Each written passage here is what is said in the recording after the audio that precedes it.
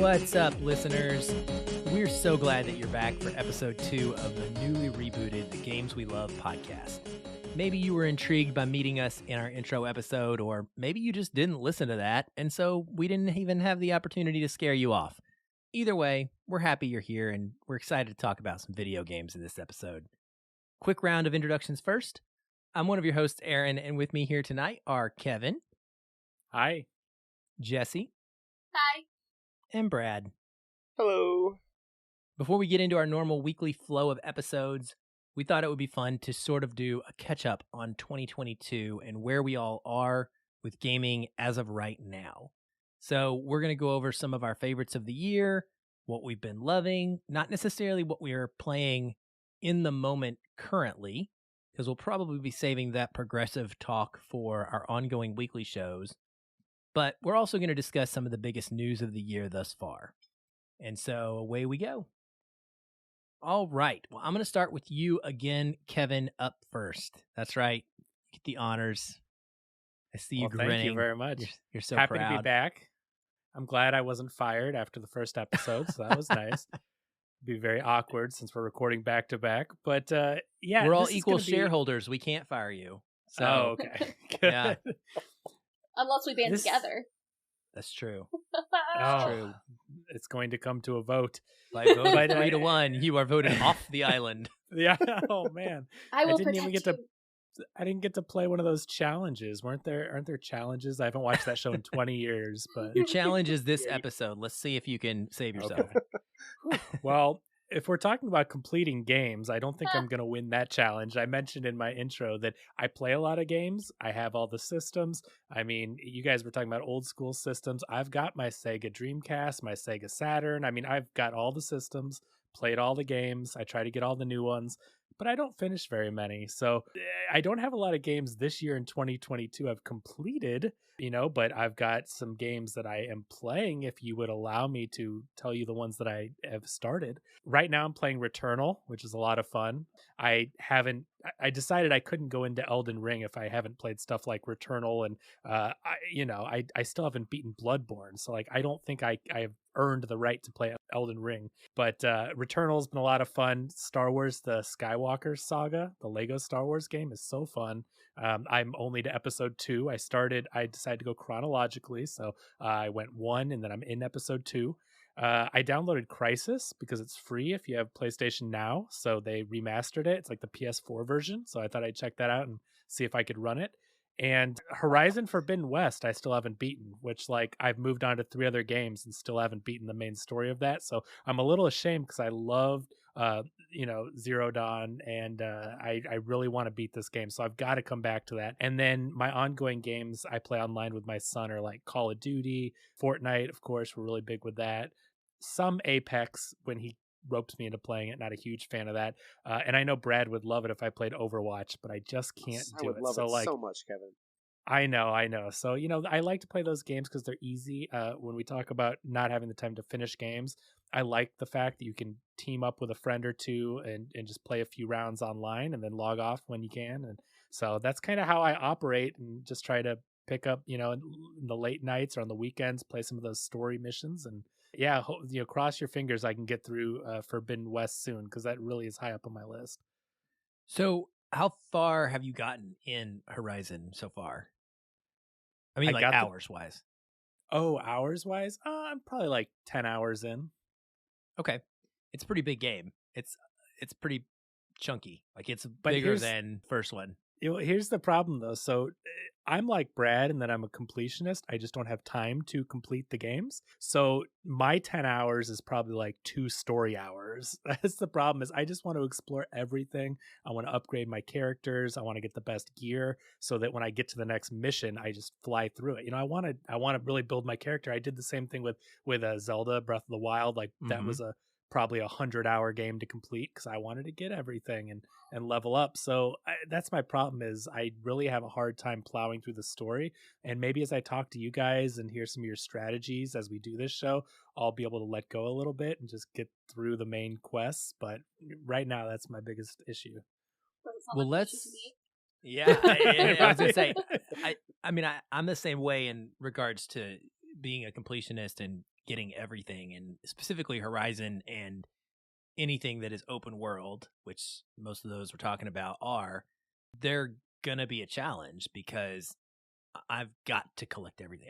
I cannot move on. My brain will not allow me to go forward. And one of the most fascinating things about Elden Ring and what I think makes it so special is the lack of a map, right? And if you aren't familiar with it, Elden Ring is a Dark Souls game, but it's open world, and it strips away the map, and it has one of the most massive open worlds you'll ever see, but there's no icons. So there's no quest log.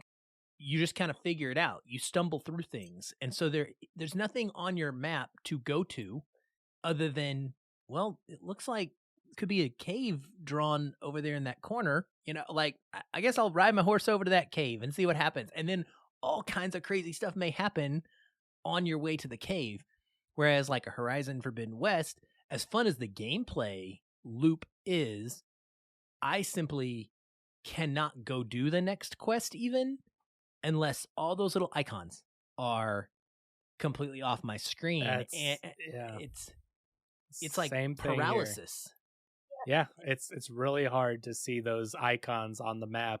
So I don't know, with Elden Ring, it makes me think maybe that would help me with that.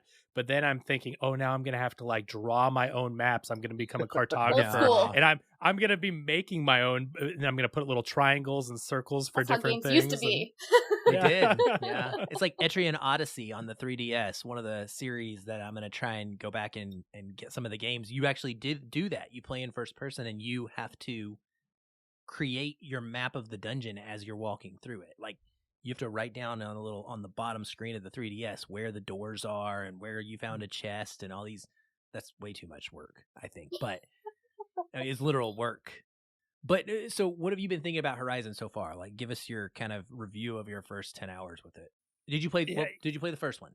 Yeah, I played the first one. I beat it. Okay. I don't think I finished all the DLC. I may have started the DLC. I definitely started it, but I don't think I ever finished the DLC. But I loved the first one. Spent a lot of time with it. It was a gorgeous, gorgeous game on PS4.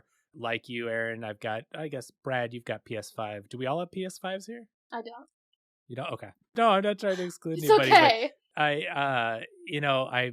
I was really excited for it being on the PS5 and pushing the capabilities of the system. I was a little disappointed, as I told Brad, with the graphics on it, because since it is a game that is on PS4, which I understand because not everyone has PS5, but I do feel that they held back on the graphics a bit because it had to be on both systems.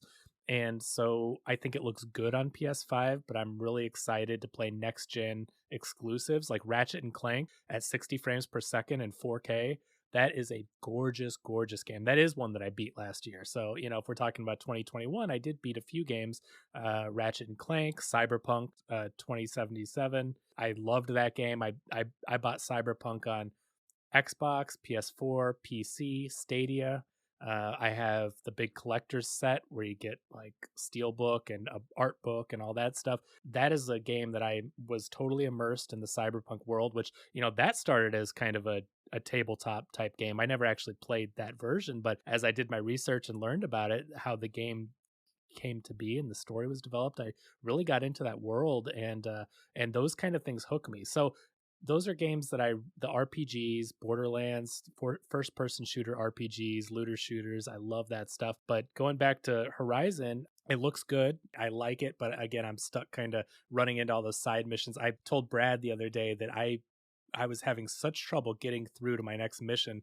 It was so frustrating. I played for like 2 hours, kept dying over and over again. And then I realized I was on a side mission. I wasn't leveled up to the appropriate part to play. Like, I thought it was just a main quest. So frustrated that I just wasted 2 hours dying. But yeah, I'm just trying to like get through to those main quests. I'm trying to force myself to play it. And it's really fun. I like the story. It's everything that you love about the first one. I think it's just as good. It's got a little bit of the updated graphics, and I'm excited to get through more of the story because I'm barely past the title sequence where it says, Horizon Forbidden West. Yeah. So I've got probably 25-ish hours into it. I never finished Horizon Zero Dawn either, and I'm doubtful that I will ever finish Forbidden West. I would love to say that I will, but I know that it's way down in the pecking order.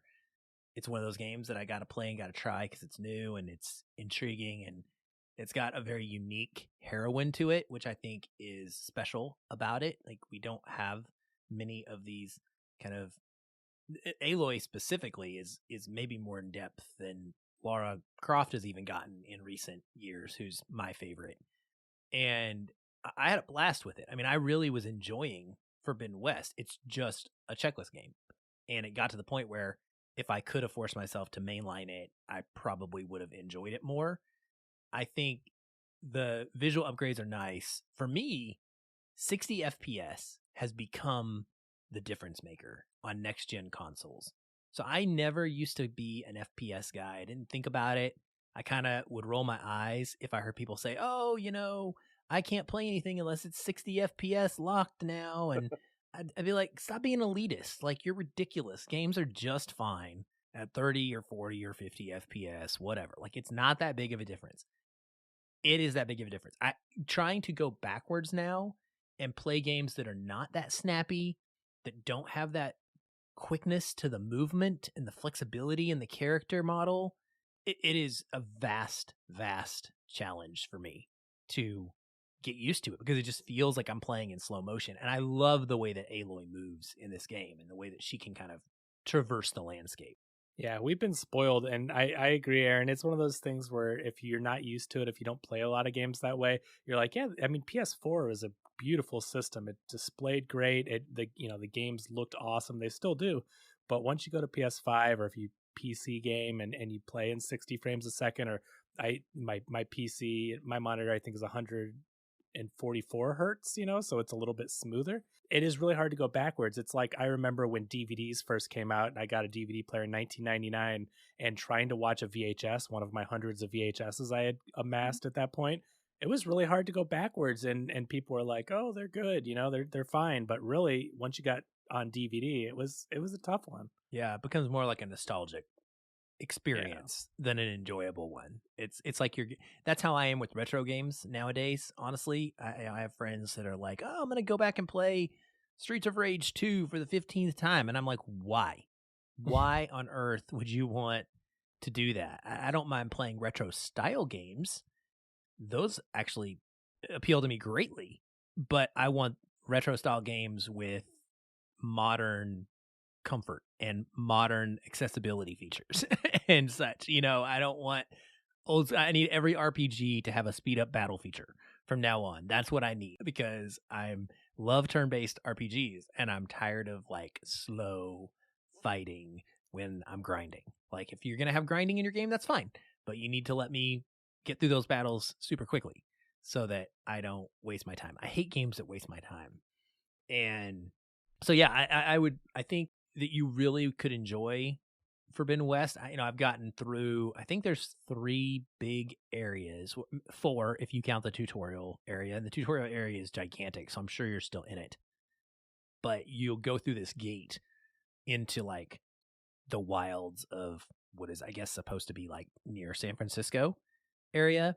And there's like 3 different, biomes, of course, where you've got like a winter one and a desert one, and I don't know if it's a mountainous one or something, but I've gotten through most of one and it was a blast. But there just comes a point where it's like, okay, I'm still just killing different robot dinosaurs. I'm still doing the same thing over and over and over. But I do like the flexibility in that game. They have tons of different weapons and ways you can fight. So you can get more melee with this new sequel than you could before. Like, I remember trying melee in Horizon Zero Dawn and it just was not for me. Like, you would get wiped really quick, but it's viable in this one if you pump points into it and you get some abilities. So yeah, if you get back to it, it'll be interesting to hear, how it stacks up for you overall, if it wins the day and gets your minutes. I'm gonna try it too. It is one that I know I can pick up and put down the Lego games and all that, and they're super fun. But I really do want to get through the story, because I loved the story of Zero Dawn, and This one hasn't quite hooked me there yet, and I think that's why I'm not able to rush through it as much, because it's just not grabbing me like it did originally. It felt so original with the first game, so I hope that it hooks me. I want to get back into it, and I will report back. I will say 2 games in the past few years that have really hooked me, like, hook, line, and sinker, like I wanted to play them again right after I beat them. Cyberpunk is one where I did play multiple times recently, and The Last of Us Part 2. I mean, that, Yep. I think that's one of the greatest stories ever made. I just fell in love with that so much.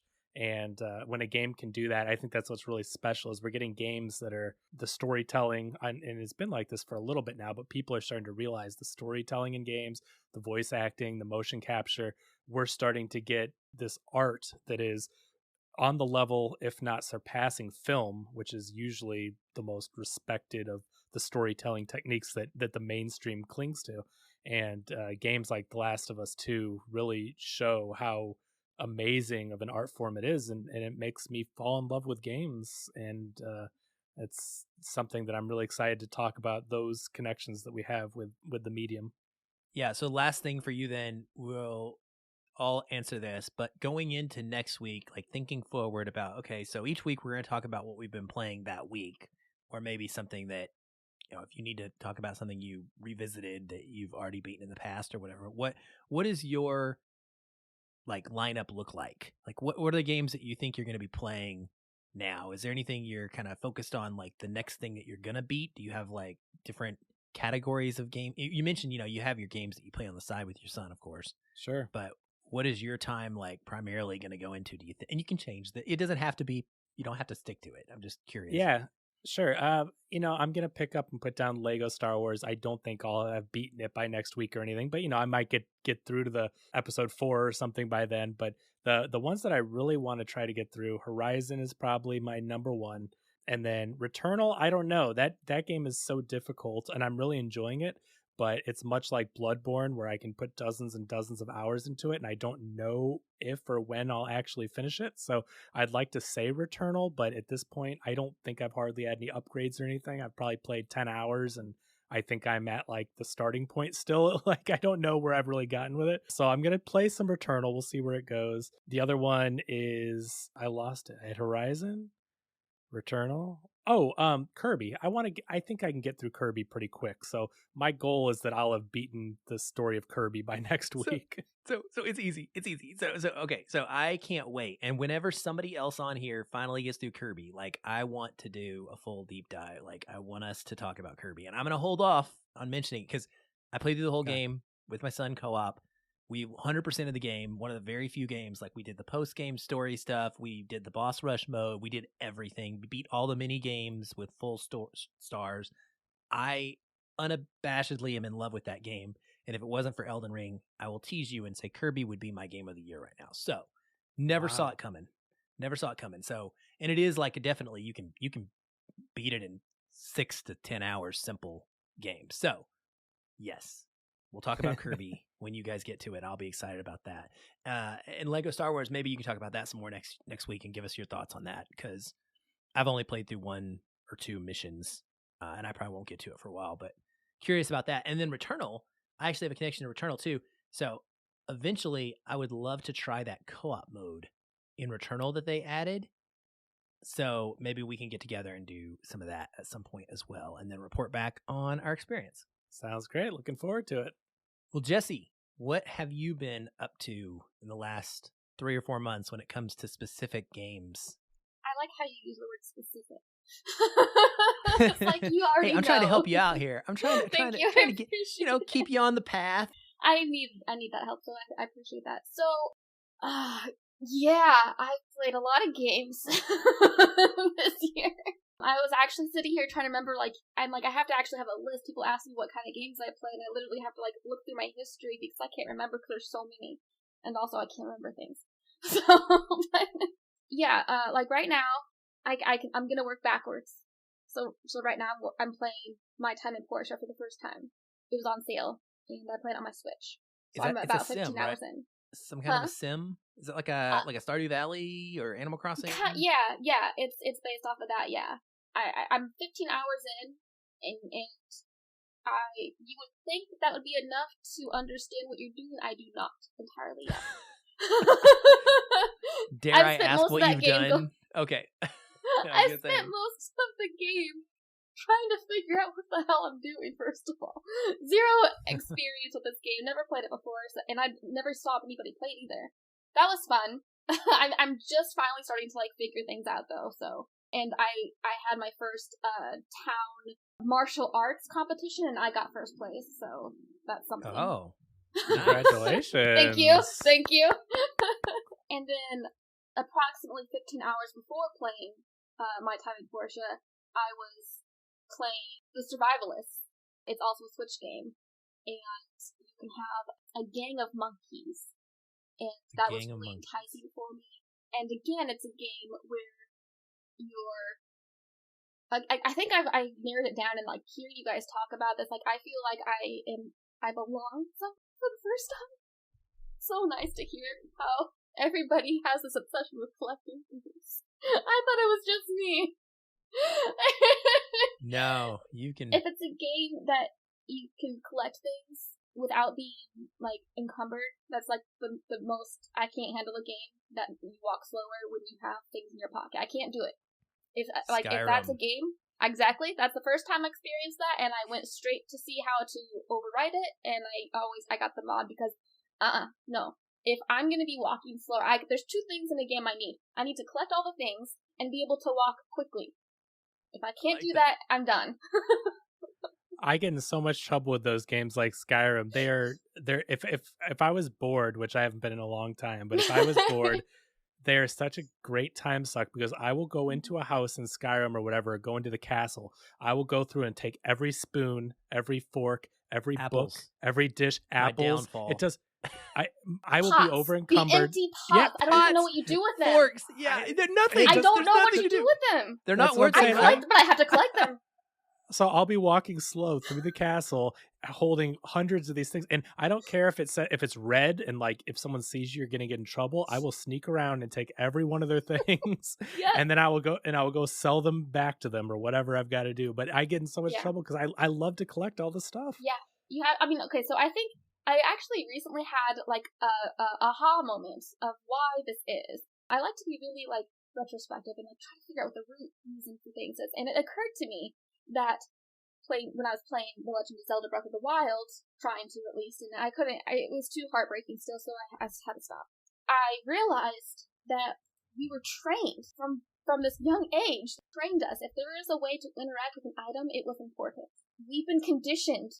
Any item that you can take is important. Even if we know now it's not. That is my theory. That is my theory, and I believe wholeheartedly that is probably mostly true. Otherwise, we just have issues.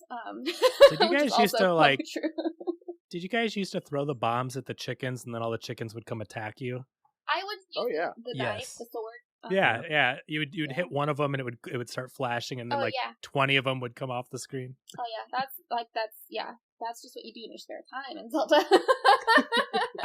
I would be remiss if I didn't mention real quick that, because I have a friend who will listen to this, and he is currently replaying Skyrim. I don't even know if I should say replaying. He's played it on and off for, since it came out, and he just randomly goes back to it, and he will spend an entire night reading books, fully reading the books in Skyrim. I've never met anyone else like this friend, but he does that. He legitimately will sit and on his TV from his living room, open this book and just page through it and read this whole history of whatever the tale is in Skyrim. So when you feel bad about picking up silverware and plates, just know that there's another. Oh, I was gonna say there's another level.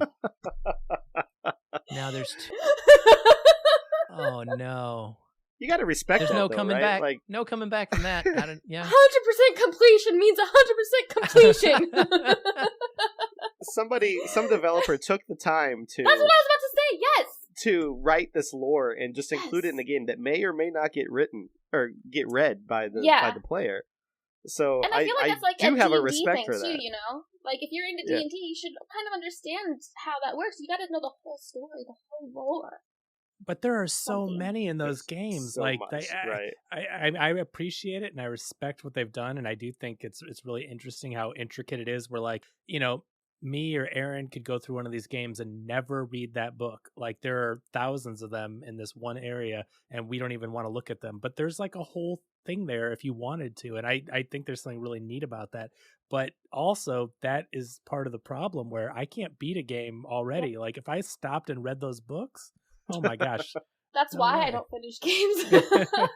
It's also fascinating too that not only those books cover, you know, just Skyrim and the land that you're in Skyrim, but it's probably a lot of it is the Elder Scrolls lore in general throughout all the Elder Scrolls games too, that and just the everything they have to do to make it all match too. And not saying that it's all like that, but just the thought of how deep that lore goes and just putting it in the game as optional is pretty incredible.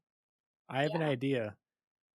My question is, one, why are there not awards for the best written book inside of a game? That's a great question.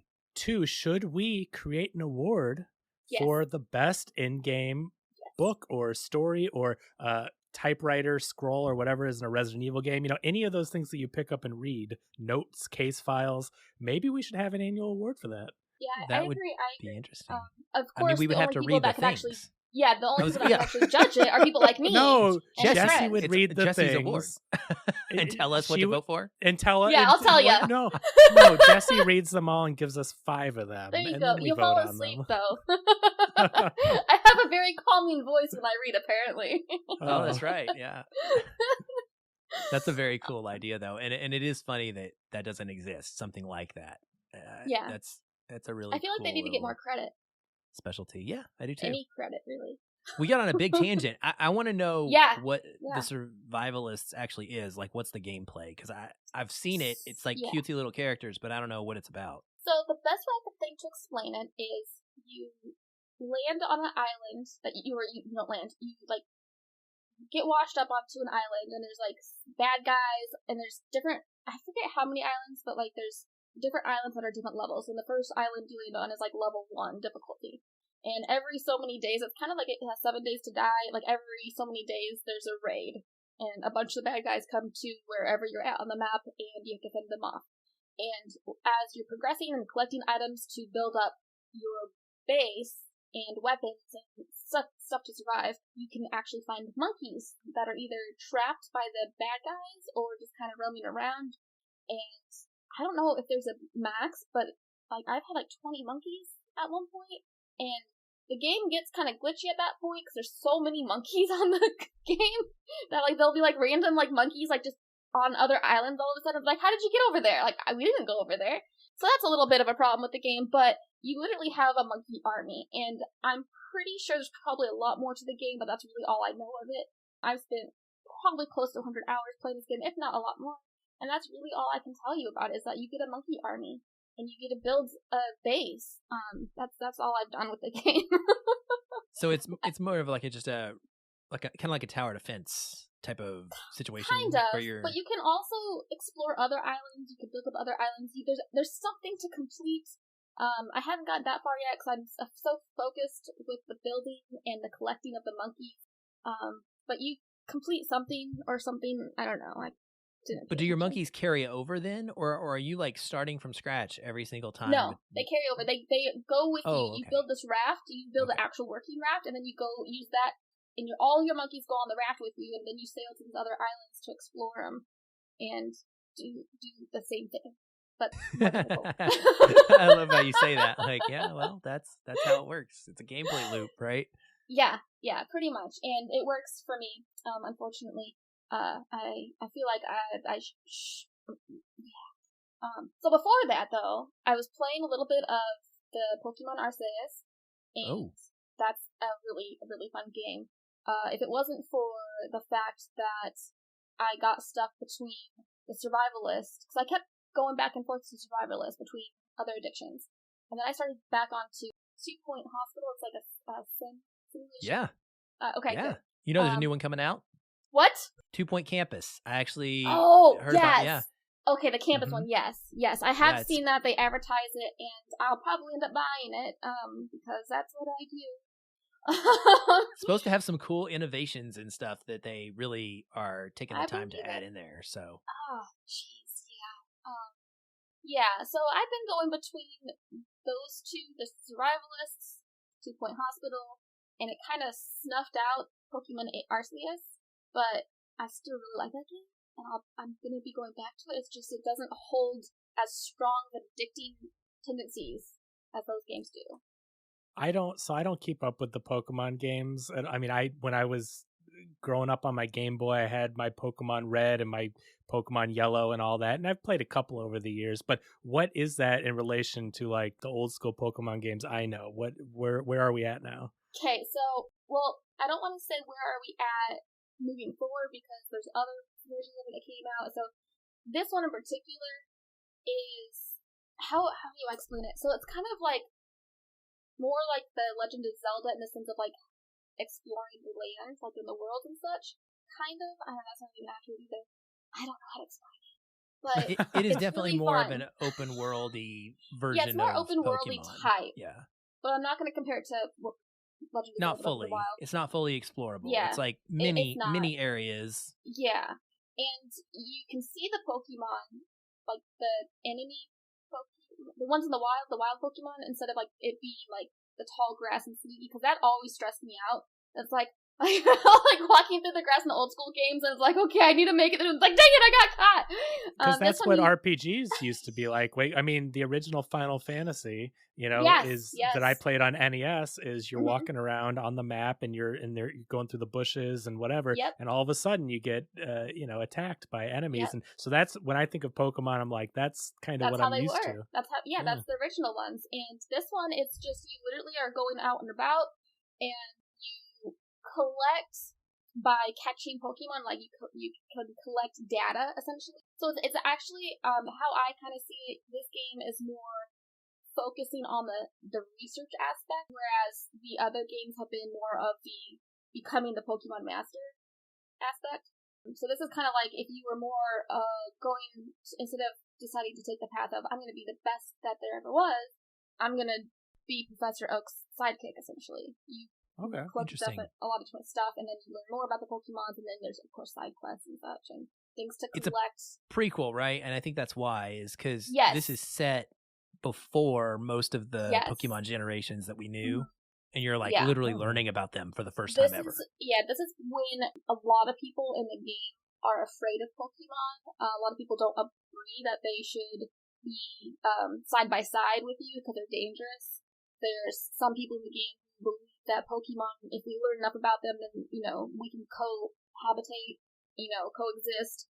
So it's just kind of like one of those kind of beginning of the world issues of they're different, we can't coexist. That's really interesting. I like that. I want to check that out now. I didn't know that existed. Yep, it's really cool. What do you think about the art style? Because it's another divergence there too. It's definitely kind of it's definitely got a different kind of anime aesthetic to it. Yeah, I feel like it definitely has like that actually sums it up perfectly. It's like more of an anime type style, and it very much is. I like it. I mean, I know there's a lot of people that are really picky about art styles and whatnot. I am able to appreciate pretty much anything as long as it's, somewhat nice. I enjoy it. I think that, as always, they never have the characters have long enough hair for my liking.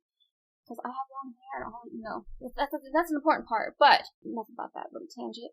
Other than the character customization, I really do like it. I think that one thing I really liked about Breath of the Wild is I could honestly play that game and not actually do anything, just explore and feel fulfilled in that time because I'm enjoying that nature of the game. Sounds weird, but when I say it out loud, but that's exactly that's what's awesome about it. Yeah.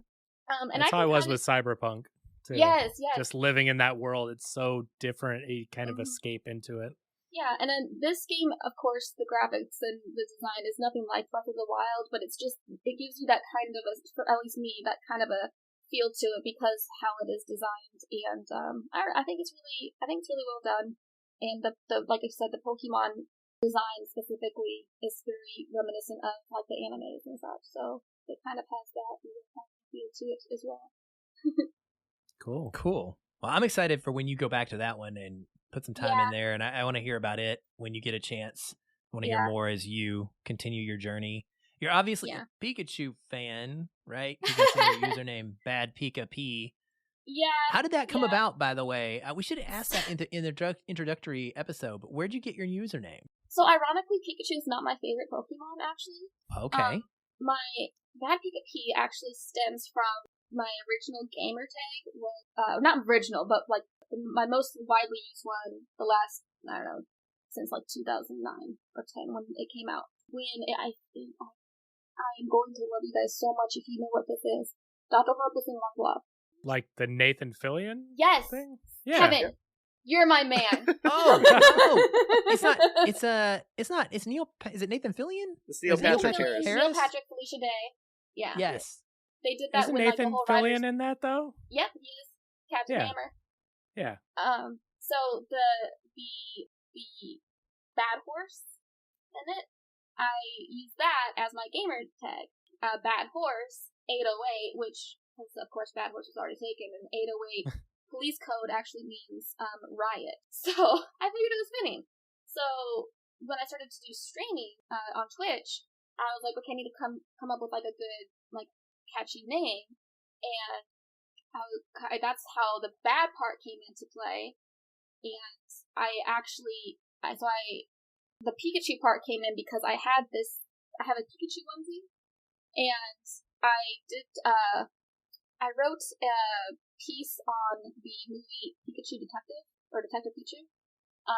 It was a premiere, and one of my friends, he was on the press, and so he's like, hey, do you want to write this article? And I'm like, perfect, got it. So I wrote this piece, and for the cover, he's like, hey, I need a cover image.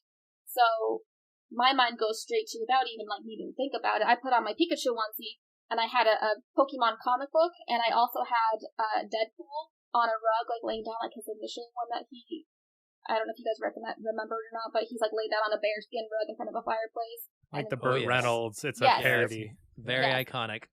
And so, because the movie obviously plays it in it, so it like all pulls together, and I'm like sitting down lounging, it's actually my Twitch stream profile picture.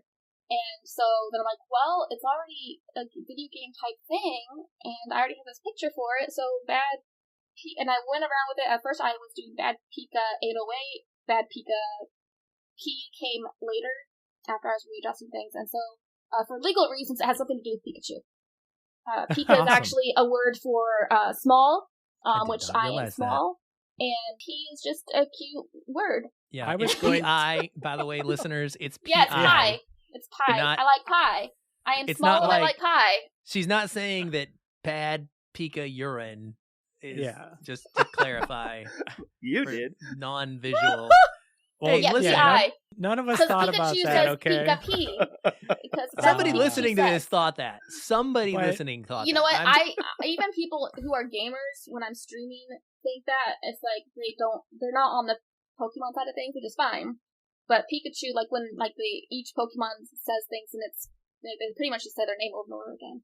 Well, Pikachu in the anime will go Pika-Pee, Pika-Pee. That's true. I didn't even think about that. You're so since it's not actually related to Pikachu, because that's not why you made the name. No. I mean, easily Pi 314. Do you live in the 314 area code? I do now. Wow. Fascinating. I mean, it's right there. Dual meanings. Detective Pikachu I got all the there, circles. Kevin. Thank you. Let me take a smoke from my bubble pipe. Oh gosh. So then wait, what's your favorite Pokemon? Because if it's not Pikachu, what is it? Yeah, my favorite originally was Charizard. Yes, Charizard was red, and I guess I'm actually, ironically, I didn't even think about this until later in life, but I'm an Aries, so that's a fire sign, and then I'm actually the Chinese zodiac, a dragon. So it works out, it makes sense. Cool. No, I love it. Spirit Pokemon. He was absolutely like my favorite starter and one of my all-time faves, and I have battled with my kids for years. I've never been able to get into the Pokemon games. I've owned so many and tried them, and they just never stick because the gameplay loop just isn't for me. But Pokemon Go, I've put in I don't even want to talk about the Let's hours. not talk about that one. Because that's better for me. So we would play with my kids for years and years, and they like to razz me, and so every time they would call him Charlizard, and it would just I would just start fuming, like fuming. Respect your elders. Yeah, that's exactly. So yeah, so I love hearing it's Charizard. That's awesome. Yeah. Cool. Well, what do you think you might play in the next week then? What do you think you might focus on? Again, you're not going to be held to this. Just curious. Yeah, I mean, I'm probably honestly at present, because tomorrow I'm streaming. I'm going to be playing my Time of Horror show because that's what I'm addicted to. When it comes to this ADHD hyper focus thing, whatever it is, you don't control it, you don't guide it, you just go where it takes you. So who knows what the future holds? But I do know I am like 90% complete on this game called Immortals: Phoenix Rising. If you haven't heard of it, you need to get in and play it. That is really similar to Breath of the Wild, but with a Greek mythology twist, which is Save it. Save that, because that can be a big conversation we can all talk about. Yeah. So that one I'm very close to finishing, and that one is going to be a big deal when I do finish it, because that's going to be like the only game I finished in like a couple years. Great. I think Immortals Phoenix Rising was... Sorry. I was going to say, I think that Immortals Phoenix Rising was my first PS5 Platinum. Oh, nice. I'm playing on Switch. Yeah. I didn't know it existed until I saw it for sale, and I grabbed it, and then it became like one of my top favorite games ever now. Yeah. Yeah, I love Greek mythology, so I like Me that. too. We can talk about that one in depth and the mechanics and stuff later. Cool. All right, Brad, on to you. What have you been up to this year? What have you been playing? Most recently, I've been going through the Uncharted games. After seeing the movie, I kind of wanted to rekindle my relationship with those games. I hadn't played them since the fourth one came out in 2016, and I found out just recently after getting through the fourth one that I barely remembered it. It's been a journey because playing those games on crushing difficulty is, as I told you earlier, no joke. I often considered not trying to finish them because there were so many segments where it felt impossible, but I managed to get through all four of them, and I got two more to do after that are just side games, The Lost Legacy and Golden Abyss on the Vita. So that's been I've been hyper focused on right now, is just getting through all six of those and then figuring out what I want to play next. That's awesome. I will never ever attempt that. It's my favorite franchise of all time, tied probably with The Last of Us, but like for big franchises, Uncharted is it for me, and so I would never pain myself by attempting what you're doing. I'm incredibly impressed. As much as I talk about how hard it is, it's not as bad as it sounds. It's just a few sections where it becomes really, really, really frustrating. But most of the chapters, you can figure out how everybody moves and how to zip your way through it and what to do. But it's now, so satisfying once you get through it, for sure. Did you play the Uncharted 4 on the new updated PS5 remaster version? Not yet. Okay. What I'm thinking about doing, and this is so trophy hunter of me, is the way that the trophies are set up on that edition is they combined Uncharted 4 and Lost Legacy, so there's only one platinum.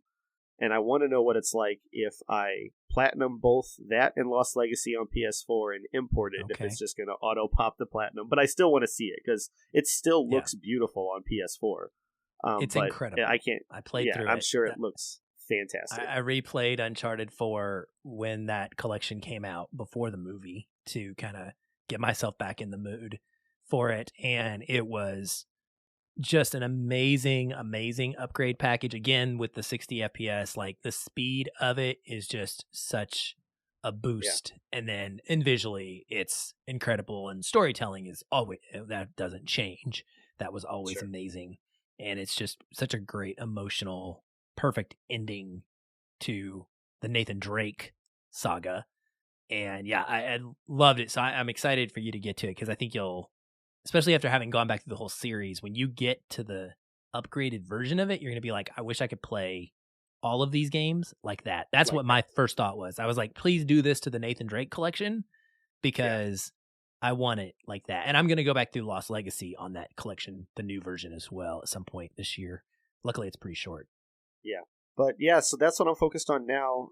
What I want to play after that, I have a number of things I already purchased that are just sitting in my backlog. Like Kevin, his all his praise for Cyberpunk is a game that like I should have played through by now. I've just been putting it off for way too long, and I know the next generation version of it is available now. So I'm eager to get back into that. I just don't know when, because I have to be in the right mind to get to deep dive into a game like that. It's so immersive and so many directions and things to do that I want to do it all. And I remember the first time I looked at that map and saw all the, like you felt with Horizon, all the side quests and all the little things that you can interact with, and it's like I'm just not in that place mentally right now to jump into that and dedicate all my time to it. So that's on the back burner. The ones that I don't have that I want to play is Tunic. Is everybody's talking about that now? I think they announced that at E3 or some game convention a while back, and it's been on my radar. And now that that's out, I really want to play it.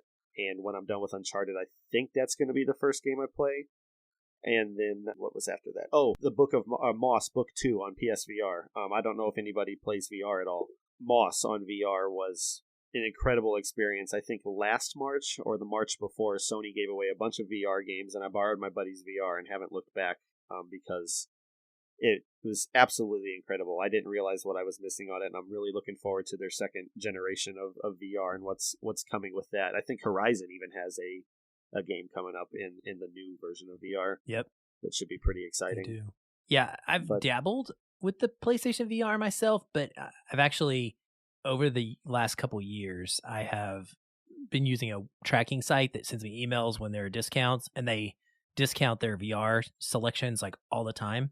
And I've been picking them off so that I have this library waiting for me, and I'm going to get PSVR 2 instead. And yeah, Moss is like the number one that I can't wait to play. So there will be 2 Mosses for me.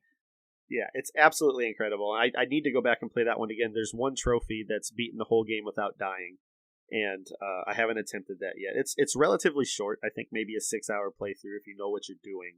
If you don't, you extend it out because there's a bunch of little things to find and collect and how to figure out how to traverse the map and how to kill the enemies and everything. But it's such a cute little game and so much fun that I'm really eager. I'll probably play the first one again actually before I play the second one. The other VR game, not the only one, but another one I can't recommend enough is Astro's Rescue Mission.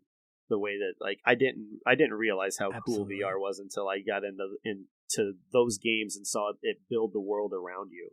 And you turn around and see things. You drive your little character over there to collect things that are hidden on a wall behind you that you wouldn't think to turn around and look at, because you're facing forward and, left and right. And just the world they build around you is so cool. And I can't wait to see what the future holds on that medium. So those are what's coming up. I'd like to get into Returnal again. I spent a weekend on that and didn't get very far, but then like you, I took a break from it, and then it was hard for me to get in the mindset to like, okay, I need to get back into the a lot of muscle memory required.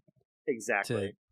Well, good. Yeah, no, that's good stuff, man. I think maybe we can sync up at some point too soon, because I've started Tunic and it's my next one to beat as well. I think I absolutely adore it and love it to death. And so Elden Ring for me is going to be like a long project. I'm 45 or so hours in, but I am massively over leveling myself before I attack anything kind of main story related so that I can at least have a shot at not getting my butt handed to me. Yeah. And so I think Elden Ring is going to be my personal like long game where I'm going to put in my 150 hours like a Breath of the Wild. And I want to do everything. I really am completely like inspired to do that for the first time in a game like this, but it's, and every session I have is amazing. It's just not something I can just sit down and have my main focus on. And so I'll be playing other stuff. But anyway, point is that Tunic is like kind of like Elden Ring, only it's cute and top down and not as brutal. Sure. Elden Ring's another one on my list. I know like the soul style has never really set with me. Like Kevin, I really like Bloodborne, got into it quite a bit, but I know what I'm getting into with the Souls games. So if I get Elden Ring, I know it's going to, just like Cyberpunk with me, I'm going to want to just sit down and hyper focus on it and play nothing but that. And it's getting in that mindset that is basically preventing me from getting that game right now, because I know I'm just going to dive into it and get so far lost in it. Yeah, But, I see a couple other games on your list of games that you've platinumed this year so far that we could talk about at some point as well. Forgotten City, Sure. I have incredible love for that game. In fact, I So- called it my favorite game of last year. I Yeah. thought it was incredible. And then Hades is my favorite game of like the year before, I think. Well, I think that was the Last of Us 2 year, so it was more like a tie. That was an incredible year. It had the Final Fantasy VII remake too. I mean, that year was just unbelievably good. But Hades is like incredible an year to all-time be in favorite. quarantine, right? And yeah, no kidding, right? Like that's the year you want to just spend putting into the games. And so yeah, we can dig into those kind of more specifically, I think, at some point as well. But yeah, excited to see that. Yeah, instead of jumping in when Kevin was talking about, you and Kevin were talking about it earlier, I was going to wait till my little bit here about Horizon Forbidden West. One thing what I would highly recommend, having put the time into it myself, is focus on the story missions as much as you can. I know it's hard to avoid the little tasks and stuff. Focus on the story missions as level capable of, because there's a lot of things that you can't explore until you unlock abilities that the story gives you. I found out the hard way. I started exploring caverns and stuff, but I wasn't able to, for example, swim deep enough to get something because I didn't have the right tool to allow me to do it. So I had to push off searching certain areas and climbing certain towers, or I don't remember what the other thing was, but there's two specific things that the story gives you that allows you to fully explore the world that you don't have right off the bat. So I would recommend, if you're the explorer type, at least getting to the story part that allows you to fully immerse yourself into exploring the world. Good advice. I would definitely agree with that for sure. I think it's worth playing. But yeah, so I mean, that's when I've dabbled with him. For me, earlier this year, I've not completed as many games early this year as I typically do in a year. I'm like in the middle of a whole bunch of things. Kirby was a big one for me, so I'm excited to talk about that at some point. Metroid Dread. Has anybody else played Metroid Dread, or is anybody else into Metroid at all, or excited about Metroid Dread? Never been a Metroid guy. Okay, Metroidvanias. Okay, so I have never been a Metroid person either. And at some point, I may drop like a full review of this game as well, just all on you guys. But like, I'll tell you the short and sweet of it is I was house sitting for my ex-wife while my son was on spring break so that I could kind of spend an extra week with him just comfortably and also watch their dog and bring my dog up to hang out. And so I took my Switch up there because it was the easiest thing to transfer with me. And I was like, I'm going to focus on my Switch games for this week and I'm going to beat Metroid Dread. And I played through it all in a week, and I absolutely adored it. It was incredible. One of the best experiences I've had in a long time. Very difficult fights at times in that game, but each and every one with about 30 to 45 minutes tops of kind of learning the repetitions, just old school style, like a Mega Man game of learning the boss moves, etc. I was able to get them done until I got to the final boss. And guys, I have been stuck on this final boss, and I don't know if I'll ever beat the game. Like, I went ahead and went into my GG app and my backlog, my game tracker online, and I marked it as finished because I honestly don't know that I have it in me. I just don't have the desire to spend hours trying to perfect it for this pointless thing that is nothing other than like a percentage point on the screen. I want to, right? But I look at it and I'm like, I could spend 2 hours doing that angry and still maybe not get it done, or I could put 2 hours into something else. You're laughing. Are you or do you experience this too, or Not at are you feeling all. sympathy for me?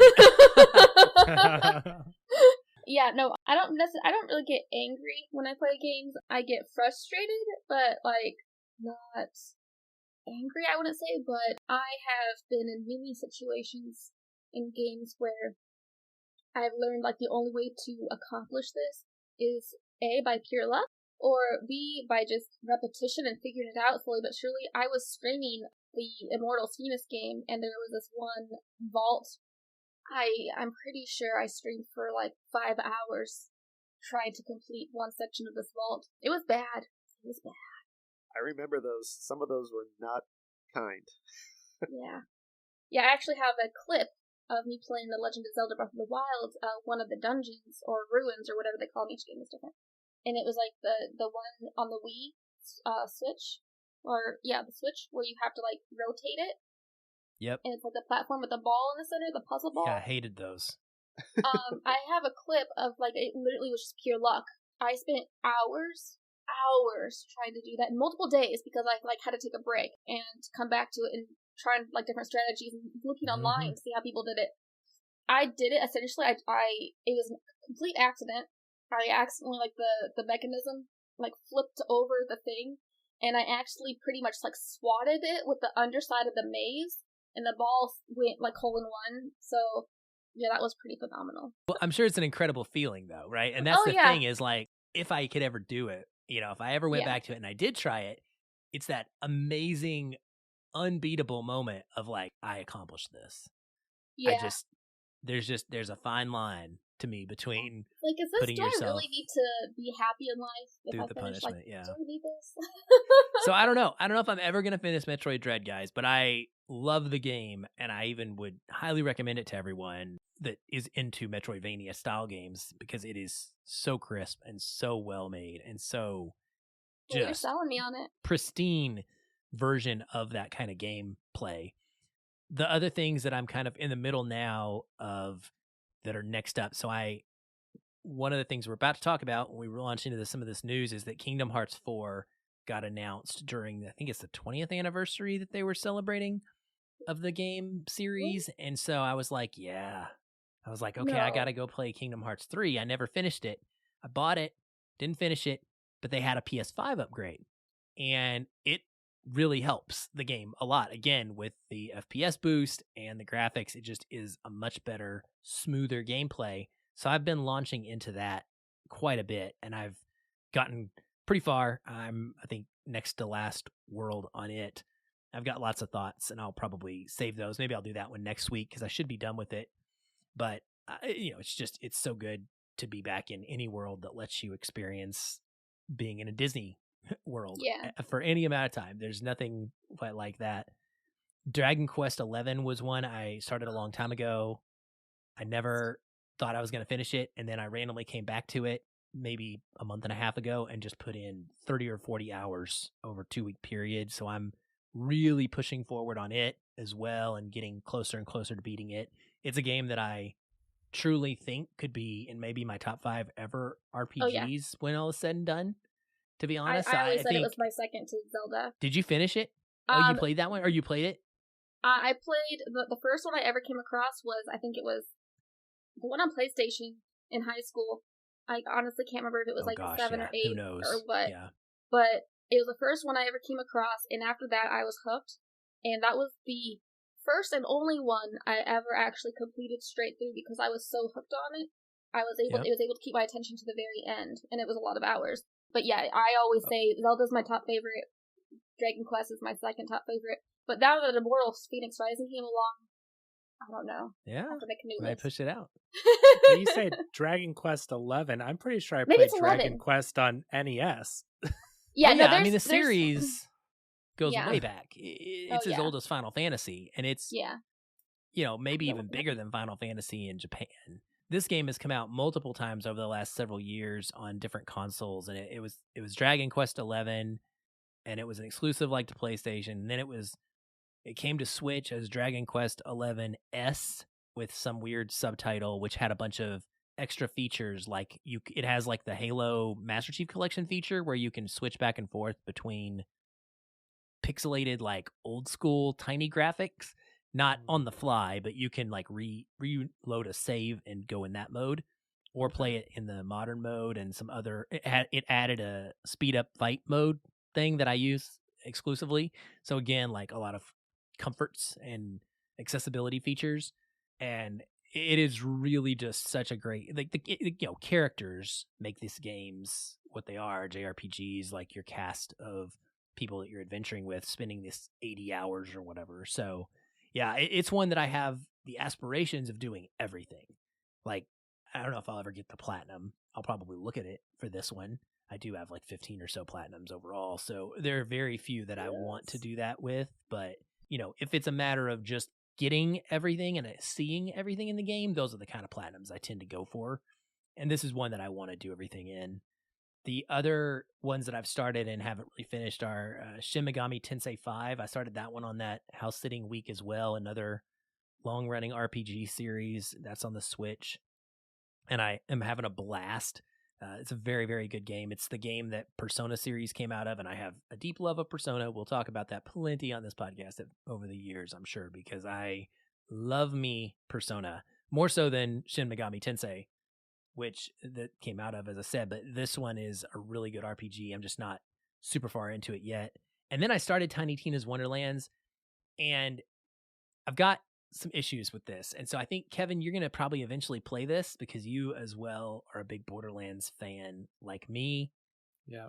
This game was built off of a DLC for Borderlands 2 called Assault on Dragon Keep, which is where they did like this, 6, 7, 8, 10 hour campaign of Tiny Tina being a dungeon master. And it was used as a method in game, storytelling wise, of her dealing with grief over the loss of this essentially father figure in the Borderlands story that was so important to her. So it's hilarious, and it's incredible, clever way of putting all of these fantasy tropes and D&D aspects into the Borderlands universe while being deep storytelling. I loved it. It was one of the best DLCs I've ever played in my entire life. So I was super hyped for this game. I've only had one long session of Tiny Tina's Wonderlands, and it is just not hitting for me. The comedy is like repetitive and just juvenile to me in a way that does not feel like there's anything deeper to this. And it feels like they used all of the best possible kind of tropes in the shorter DLC. Like, it was such a condensed, hyper-focused, to use that word that we keep bringing up, kind of situation where everything went into that little piece. There was so much passion. And then they tried to take that and go, okay, how do we blow it up into a 40-hour game and stretch it all out? And there's this unique thing about Tiny Tina's Wonderland that's different for the series, where instead of having open worlds that you traverse in various vehicles, there's an overworld, old school JRPG style. And you have this little like chibi character. It's supposed to be kind of like a D&D board, but it doesn't look like it. And they like walk around this very linear kind of structured little paths and interact with, like, they punch each other, and they can go into like little mini battles. It's almost like an MMO style game where you go into a mission and you have like a 5-minute long mission where you're throwing a bunch of enemies at you and you get some loot at the end of that mission, and then you're popping back to the overworld. So it's a very different feeling than Borderlands, where you're just coming upon the things out in the world in various like cities, or you come across something's kind of home area and everything pops out of the ground and attacks you. So I'm not loving it yet, and I'll probably put more time into it, and I'm hoping that it eventually grabs me because I want it to, but has not been the best first impression so far, unfortunately. Do you think you might like it with the new DLC content coming out? It's currently at the season. Really? Already? Oh my goodness. No, Yep. I have no idea. Maybe? I don't know. I really want to love this game, and the intention was to play it co-op with my kid. Yeah. So I do kind of put certain games aside, and we play through them while I still have my son before he heads off for college in a couple years. And so we'll see. But yeah, so far it was an unfortunate thing because I pre-ordered, the $100 best version of the game. I was so excited for it. And then the first session just took the wind out of my sails. And I have so many other things I'm into and interested in that I was like, well, why am I going to force myself? I'll play something I know I'm going to enjoy. So we'll see. We'll see. We'll get back to it. But I should be done with Kingdom Hearts by next podcast. And I'll have some good thoughts on that one for sure. Yeah, I am, because this one, I'm really just trying to get through the story. There are moments, Gotcha. I'll explain why when we talk it, but there are moments in this game where I'm just like, can we can we move, please? Can we get going? Like, I'm ready. Okay. There are other moments where I'm just like, I don't ever want to leave what I'm doing. So it's a little bit of a mixed bag, but we'll see. Real quick, anything you're supremely looking forward to for the rest of 2022? This can just be kind of like a list type of situation. We don't have to talk in depth about these. I'll rattle mine off real quick. Like The Quarry, I'm excited for that. It's the next game from Supermassive. They made a game called Until Dawn. They're all about like these cinematic experiences where it's just choice. You just make the choices for the characters and they live or die. And it's like choose your own adventure style. And I cannot get enough of them. In fact, one of the games I just finished completing was one of their anthology games last week. And I played through it over a weekend and loved it. God of War Ragnarok, unquestionably. Starfield, if it comes out. So all these big AAA titles. Hogwarts Legacy, probably going to try it out with its RPG, see how it works. Gotham Knights, Batman's my favorite DC character, so I'm all about seeing what that one is like, especially multiplayer. Lord of the Rings, my favorite IP overall. I'm a big Middle-earth fan. Tons of merch in my apartment, or my house, I guess I should say. So Lord of the Rings Gollum, I'm excited for that. The Callisto Protocol, it's the new game from the makers of Dead Space, so it's going to be another kind of sci-fi horror game, and so that intrigues me. And the other one I'm really on the fence about is Sonic Frontiers. Like I'm really curious about that. It's like Sonic Breath of the Wild, and I don't know how that's going to work. If it just does not compute in my head. I've never liked Sonic. Think of the Dreamcast game. Does anybody know that one? Sonic Adventures. Sonic Adventures. Yeah. I didn't play them. I'm not a big Sonic fan at all, in game wise. So yeah, but it looks good. The trailer was appealing. So yeah, lots of stuff I'm looking forward to, but those are some of them. Who else? Anybody? Brad, what are you looking forward to? Put down A Plague Tale Requiem. I think the first game, A Plague Tale Innocence, it's a 2018, maybe 2017. It's a single player game, but narrative. You're playing as, I can't remember her name because it's been a couple years, but her little brother's name is Hugo, and he has this sort of power that I don't want to spoil anything, but you're guiding him through this whole thing, the Spanish plague. And basically, they're making a sequel for it that I'm really excited for. I didn't expect that they were going to be making one. I think it's slated for this year. I'm not certain. I don't think it's talked about enough. And now that I'm talking about it, I kind of want to replay it again because I feel silly that I'm not able to describe the story entirely for you, but I also don't want to spoil it. Other thing was you already said God of War. I'm not confident that that's even coming out this year, but it's possible. They just haven't given a date yet, So I'm excited for when it does come out. I hope it comes out and it's ready to come out and it's not forced out and everything. So I'll always be excited for that on the horizon. And then the other one I put was a little game called Sea of Stars that I actually got on the Kickstarter for back in 2020. They're finally starting to show some promotional material on like the Nintendo conferences. It looks like an old style like SNES Final Fantasy type game. It looks really cool. I did something. I don't want to put it out there yet because it's kind of a secret, but I did something really cool in game to have included in game that I'll share in the future. But that's supposed to come out this year. That's Kickstarter still says April of 2021, or maybe that's another one game that I'm thinking of. But I think that last I heard it's slated for this fall, and I couldn't be more excited for that. Yeah, I'm a backer as well, just so you know. So awesome. Good. I'm Sea of Stars. I cannot wait. Jesse, anything on your radar? The Sea of Stars game sounds amazing. I'll have to look into that one. Yeah, it sounds like, the way that you describe your love of like old school JRPGs in the same way as us. Yeah. Like, it is built to be exactly what we talked about. That, but with modern sensibility to it. But that same style, pixelated and... So now I'm excited about that game. Good. And then the only one I don't pay attention to anything really that's going on. So that includes game releases. Usually I find out by other people talking about it like this. So the only one I do know about that has not come out this year yet is I don't know if it's a sequel or what exactly, but it's the second game coming out based on My Time in Portia, just because that's like my current obsession right now. And apparently in like a month or two, My Time in something, I forget the name of it actually, but I'm really excited about it.